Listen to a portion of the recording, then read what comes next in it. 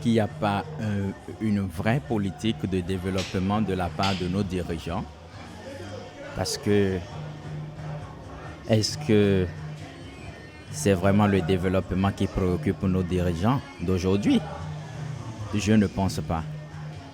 Leur préoccupation majeure, c'est de se remplir les poches et de ne penser qu'à eux-mêmes, qu'à leur famille, qu'à leurs proches, qu'à leur clan, alors que il y a de vrais problèmes qui devraient normalement être pris avec beaucoup plus de sérieux.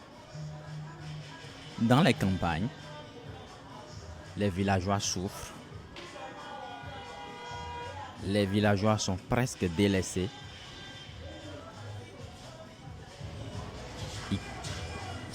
J'ai été beaucoup plus touché un jour lors d'une visite d'une famille dans un village avec une Allemande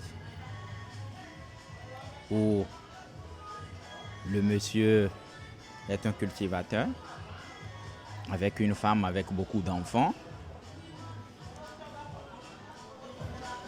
Une fois visité cette famille, avant de repartir, on a voulu donner quelque chose à la famille, mais j'ai été surpris par la réaction du monsieur.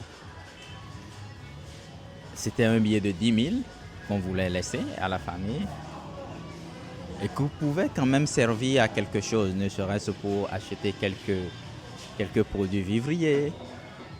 Mais il a rejeté l'argent, il a refusé. Il a dit, je ne veux pas de votre argent. Et j'étais très surpris.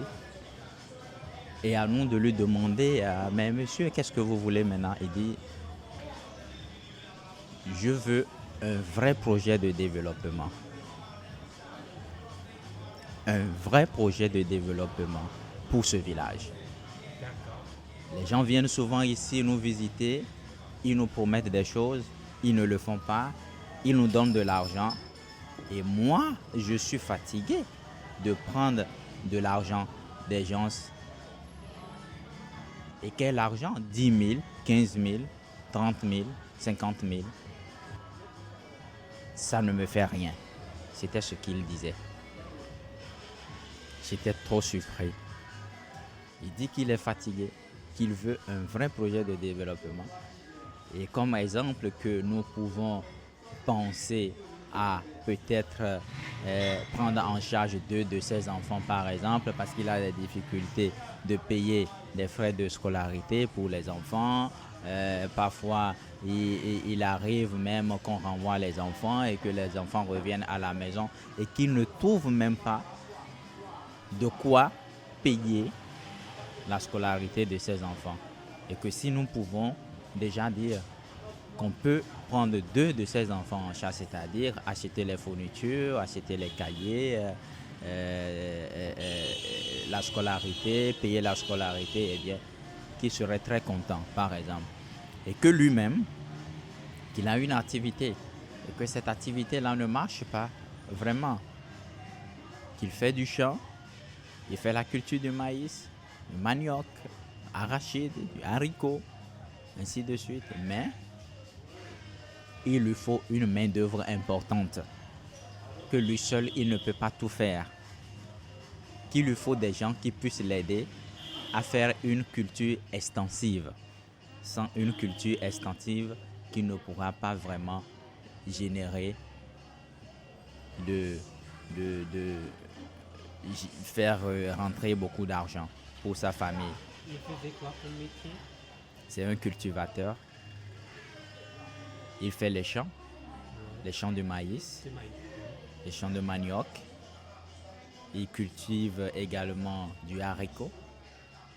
Il fait un peu du maraîchage aussi. Mais il dit, avant que cela ne soit vraiment profitable pour lui et pour sa famille, qu'il faudrait qu'il fasse cette culture-là sur une superficie un peu plus considérable. D'où le problème de main-d'œuvre. Il faut qu'il appelle des gens, que ce n'est pas la main-d'œuvre qui manque, mais il faut payer. Il lui faut un fonds pour pouvoir payer les gens qui viendront l'aider. Il n'a pas cette somme. Et c'est ce qu'il arrive à faire tout seul, qu'il arrive à se débattre, qu'il arrive à se démerder avec sa famille.